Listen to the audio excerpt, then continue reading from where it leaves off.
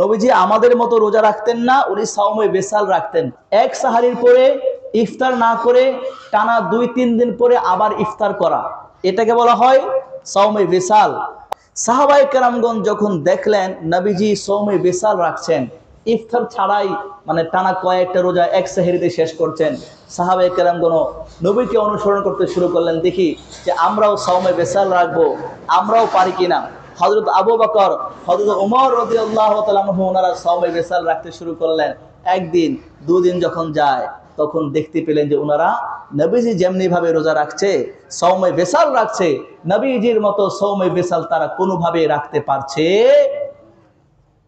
রাসূলুল্লাহ সাল্লাল্লাহু আলাইহি ওয়াসাল্লাম ইরশাদ করেন, হে আমার সাহাবী, ও আমার ওমর, ও আবু বকর, ও আমার সাহাবীরা, লা তুওয়াসিলু, তোমরা সাওমে বিসাল রেখো না। লা তুওয়াসিলু, তোমরা সাওমে বিসাল রেখো না। সাহাবায়ে কেরামগণ বললেন, ক্বালু ইন্নাকা তুওয়াসিলু, রাসূলুল্লাহ বললেন, লা তুওয়াসিলু, তোমরা সাওমে বিসাল রেখো না। সাহাবায়ে কেরামগণ জবাবে বললেন, ইয়া রাসূলুল্লাহ ইন্নাকা তুওয়াসিলু, হে আল্লাহর নবী, আপনি তো সাওমে বিসাল রাখতেছেন। একবার সেহরি খেয়ে টানা কয়েকদিন রোজা রাখলেন।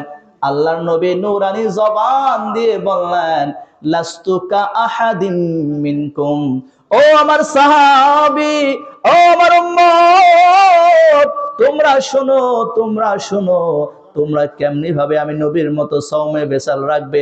আমি নবী দেখতে শুনতে তোমাদের মতো হলেও মূলত আমি নবী তোমাদের মতো নই। বলুন সুবহানাল্লাহ। ইন্নী আবিতু, বুখারী শরীফের হাদিস, সহিহ সিত্তার হাদিস।